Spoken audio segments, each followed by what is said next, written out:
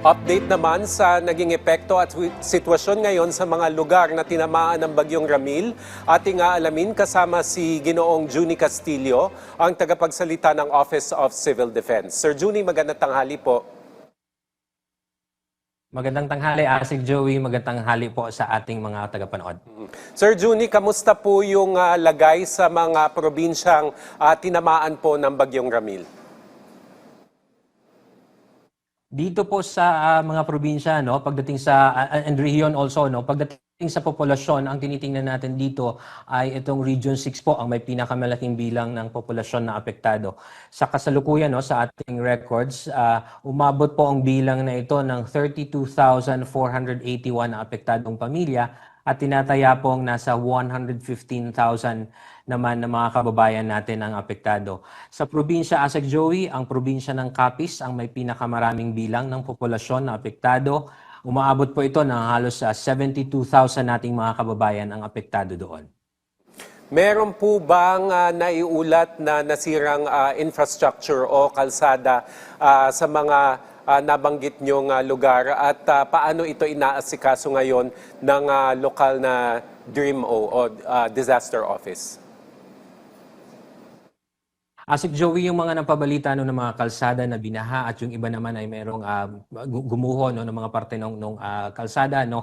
Yung ating debris clearing and civil works cluster naman, lalo na itong mga nandun sa local DRRM workers natin, no, kaagad naman nagsagawa ng mga debris clearing. No. In fact, yung ilan sa mga kalsadang naiulat kahapon ay passable na rin po sa ngayon.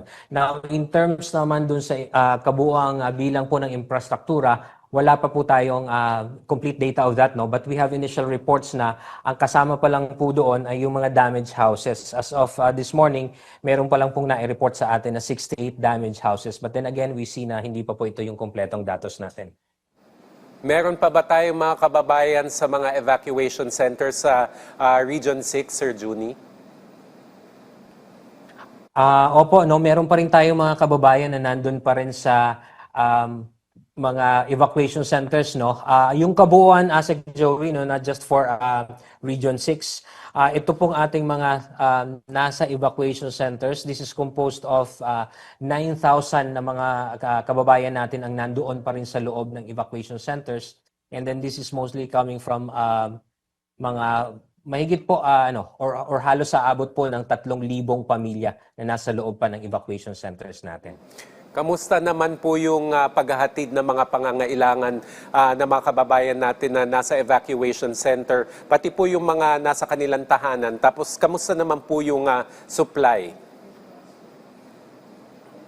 Asik Joey, no, dahil sa ginagawa na natin sa ating pamahalaan, nasa utos na rin ng ating Pangulo na talagang nakapreposisyon lahat ng ating mga response resources.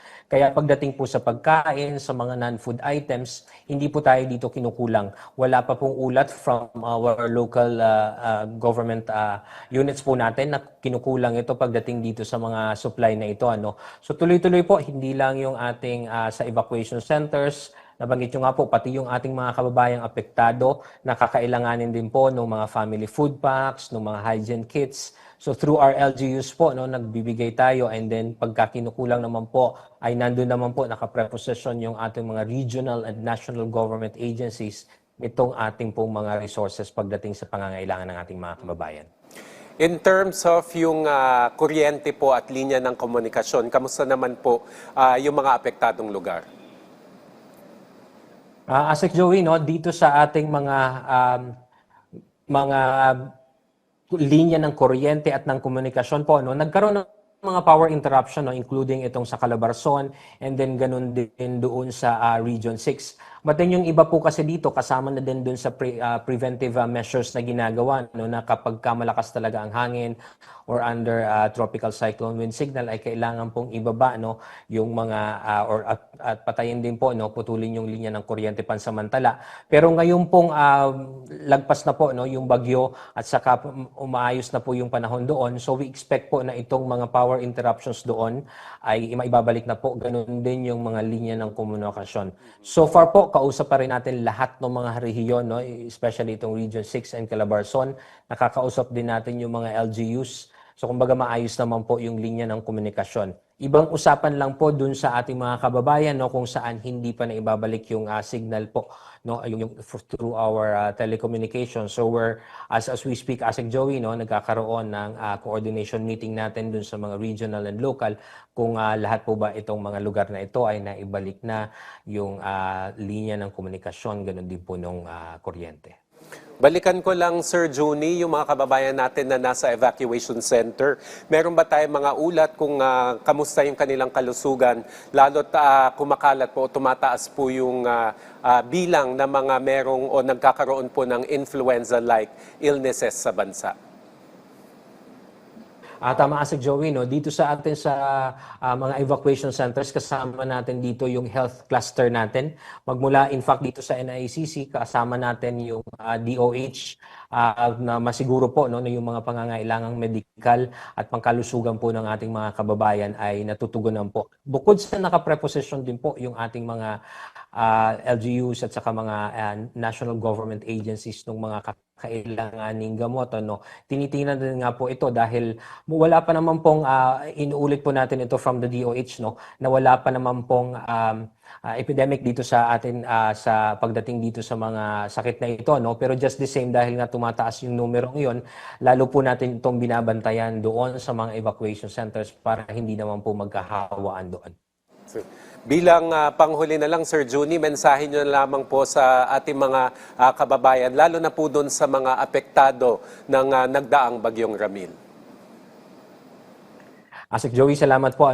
Inuulit po natin, in fact, nitong Sunday, nag-remind po ulit sa atin yung ating mahal na Pangulo na ang paghahanda po talaga ay ginagawa at isasama na natin ito sa araw-araw natin na pamumuhay. Hindi lang po tuwing merong paparating na bagyo, kundi sa araw-araw po talaga, making it a lifestyle ika nga, no? At nagpapaalala doon yung ating Pangulo, itong ating pangangailangan sa paghahanda in terms doon sa pag-alam kung ano yung mga hazards na nasa lugar natin, kung saan nandun yung bahay natin, paano yung paghahanda natin, yung mga kakailanganin natin like yung mga go bags. So dapat alam natin yun. At ang mahalaga po, pinag-uusapan sa lahat po ng level, hindi lang po sa pamahalaan at sa private sector, kundi kasama na rin po, syempre, yung sa kabahayan po talaga muna, hanggang dun sa bawat miyembro ng pamilya ay dapat po alam natin kung ano ang kakailangan nating paghanda at isinasabuhay po natin ito.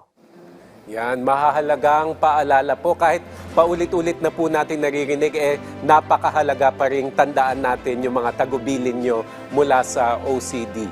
Maraming salamat po sa inyong oras, Sir Juni Castillo, ang tagapagsalita ng Office of Civil Defense. Thank you, sir. Maraming salamat, Asik Joey.